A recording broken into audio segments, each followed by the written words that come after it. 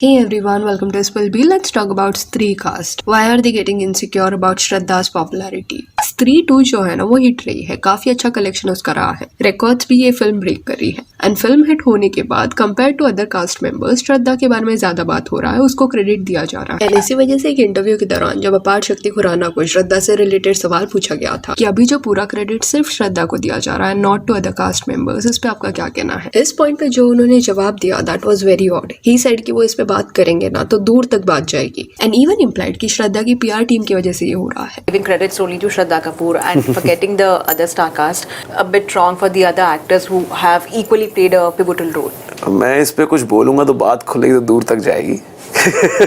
PR game है of fun man, of upping you know और downing somebody, I don't no.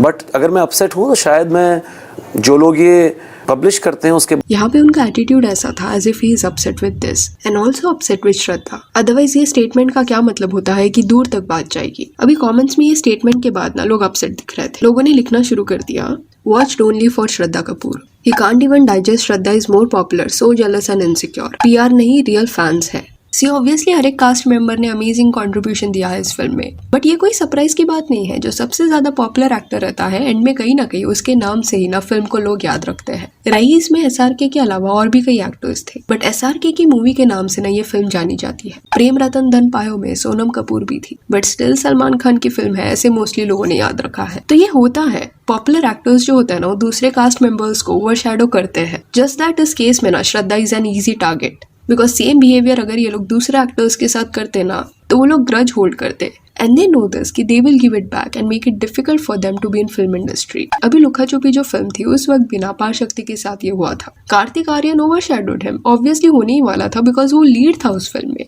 ऊपर से is more popular and और भी अलग अलग फिल्मों में ना ये हो चुका है। दो अपार शक्ति वो फिल्म में रहे हैं, उनके बारे में बात नहीं हुआ है एंड उस वक्त पे किसके भी अगेंस्ट उन्होंने कभी कुछ नहीं बोला। तो यहाँ पे एक पैटर्न देखने मिल रहा है कि इनके लिए अगर एक मेल एक्टर इनको ओवरशैडो कर रहा है then it is normal, but अगर एक्ट्रेस ओवरशैडो कर रही है then something is not okay. फिर आप रीजंस ढूंढने लगते हो कि अरे PR गेम होगा ये। नहीं, इट इज नॉट PR। आप ये फैक्ट एक्सेप्ट क्यों नहीं कर सकते कि श्रद्धा कपूर पूरे कास्ट मेंबर से सबसे ज्यादा पॉपुलर थी, उसके फैंस काफी ज्यादा है एंड इसी वजह से उसके बारे में बात हो रहा है। May be this is not fair, but अगर आप इतने ही सॉल्टी श्रद्धा के साथ हो रहे हो तो इसके पहले जिन एक्टर्स के साथ आपने काम किया है उनको ऐसे आपने ट्रीट क्यों नहीं किया? अभी रूही जो फिल्म आई थी उसके वक्त भी जानवी कपूर ने कहीं ना कहीं राजकुमार राव एंड वरुण शर्मा को ओवरशैडो कर दिया था। उस वक्त पे everyone was okay with this. सोचो श्रद्धा की जगह जानवी के साथ उन्होंने ऐसा किया रहा था, ये फिल्म इतना चली नहीं तो किसको तभी इतना इशू नहीं हुआ कि जानवी के बारे में सब बात कर रहे हैं। पर चलो लेट्स अज्यूम कि फिल्म चल जाती एंड पूरा क्रेडिट जानवी को दिया जाता, तो लग नहीं रहा कि कास्ट मेंबर्स फिर भी इतना कुछ बोलते जानवी के against. Reason being they know कि वो करण जौहर के क्लैन में से है। If you upset her she can hold grudge and it can get difficult. Recently even Mr and Mrs Mahi के इंटरव्यूज के दौरान जो भी करण जौहर बोल रहे थे, चाहे वो झूठ भी क्यों ना हो, उसमें राजकुमार राव हाँ कर रहे थे। सी इट इज अंडरस्टूड कि एक्टर्स करण जौहर के अगेंस्ट नहीं जाएंगे,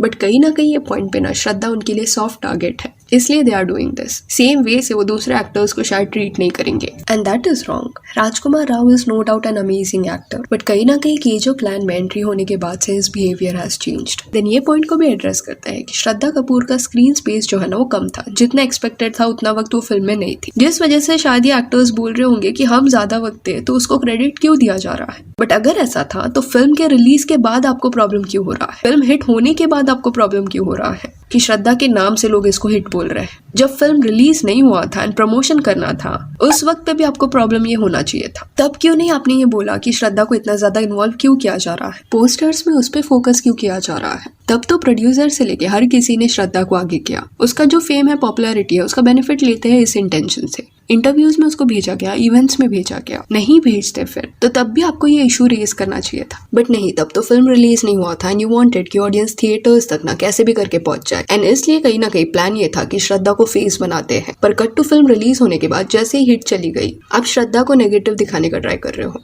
Isn't this hypocritical?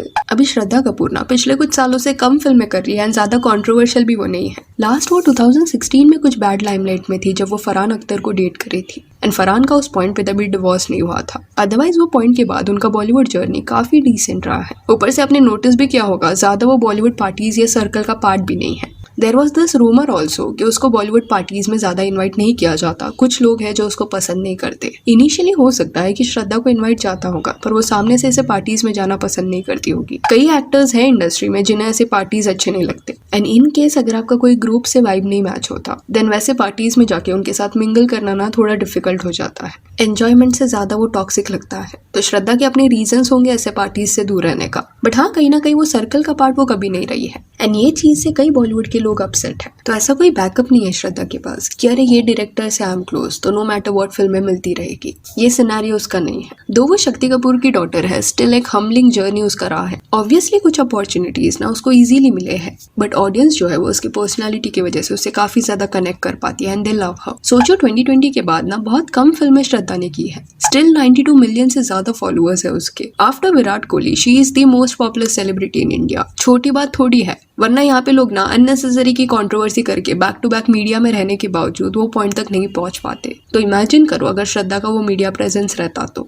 I don't think so कि अपार शक्ति किसी और फेमस एक्टर को सेम वे से ट्रीट करते। इन केस श्रद्धा के पोजीशन पे कोई और फेमस मेल एक्टर रहता, सलमान, शाहरुख या रणबीर कपूर, एंड उनको क्रेडिट्स दिए जाते, तो इनके अगेंस्ट में भी एक वर्ड भी नहीं बोला जाता। एंड कुछ वक्त पहले जो mister and Mrs Mahi film का बात हुआ, उस फिल्म के दौरान भी ना जानवी कपूर का थोड़ा ज्यादा हाइप था, क्योंकि उसका मीडिया प्रेजेंस राजकुमार राव से ज्यादा है। दो वो फिल्म नहीं चली, बट अगर चलती भी एंड जानवी पूरा क्रेडिट लेने का भी ट्राई करती तो मोस्टली कोई भी उसको टारगेट नहीं करता। Reason as we discussed, Boney Kapoor की वो डॉटर है, करण जौहर उसके साइड पे है। No one will try to pick a fight with her. Kartik Aaryan का जब इशू हुआ था जानवी कपूर के साथ, तब करण जौहर को भी कार्तिक से प्रॉब्लम्स होने लगे थे, एंड कहीं ना कहीं उसको साइडलाइन कर दिया था, उसको फिल्में ऑफर नहीं की जा रही थी। तो पॉइंट हियर इज कि लोग जो है ना वो सामने एक्टर देख के मीन होते हैं। 14 ईयर्स ऑलमोस्ट श्रद्धा को ना ये इंडस्ट्री में हो गया है, एंड ये 14 ईयर्स में कई प्रोडक्शन हाउस उससे अपसेट हुए। जैसे करियर के स्टार्ट में वाईआरएफ के साथ उसका एक कॉन्ट्रैक्ट था। जनरली न्यू एक्टर्स के साथ वाईआरएफ एक्सक्लूसिव कॉन्ट्रैक्ट बनाता है 3 फिल्मों का,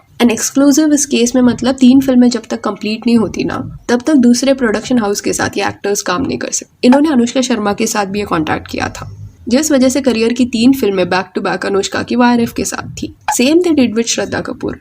लव का दी एंड फिल्म उन्होंने श्रद्धा के साथ की, एंड उसके बाद टेक्निकली और फिल्में श्रद्धा को इनके साथ करनी चाहिए थी, बट लव का दी एंड ना इतना अच्छा नहीं चला। प्लस उसी टाइम फ्रेम में श्रद्धा को आशिकी 2 ये फिल्म ऑफर हुई, पर रूल ये था कि वो वाईआरएफ के बाहर काम नहीं कर सकती, जिस वजह से वो पॉइंट पे ना उसने डिसाइड किया कि वो कॉन्ट्रैक्ट ब्रेक करेगी, वो वाईआरएफ के साथ आगे नहीं जाएगी, इंस्टेड वो आशिकी 2 फिल्म करेगी। एंड ये उसने काफी सही डिसीजन लिया। सी वाईआरएफ आया, कुछ एक्टर्स का करियर ना अच्छा लॉन्च हुआ है, बट कुछ एक्टर्स ऐसे भी रहे हैं जिन्होंने काफी ज्यादा सफर किया, जैसे वानी कपूर। शुद्ध देसी रोमांस के साथ उसका कॉन्ट्रैक्ट शुरू हुआ था, बट 2013 में ये फिल्म रिलीज हुई थी, बट देन 2016 तक 3 फिल्म का कॉन्ट्रैक्ट खींचा गया। अभी इसमें हुआ क्या कि जो टाइम था उसके पास उन सालों में और भी फिल्में करने का, वो चांस उसने खो दिया। एंड बाकी जो फिल्में थी वानी की वाईआरएफ के साथ, वो इतनी अच्छी नहीं चली, एंड कई साल ये कॉन्ट्रैक्ट कंप्लीट करने में निकल गए, and that is the drawback. Obviously film बनाने में टाइम लगता है, तो 3 फिल्म के चक्कर में ना कई और अपॉर्चुनिटीज मिस हो जाती है। अभी इस चीज से कहीं ना कहीं वाईआरएफ की टीम अपसेट हुई होगी, बट ऐसे क्रूशियल डिसीजंस एक्टर्स को एट टाइम्स लेने पड़ते हैं। इफ दे फील कि प्रोडक्शन हाउसेस जो फिल्म ऑफर कर रही है वो उनके फायदे में नहीं है,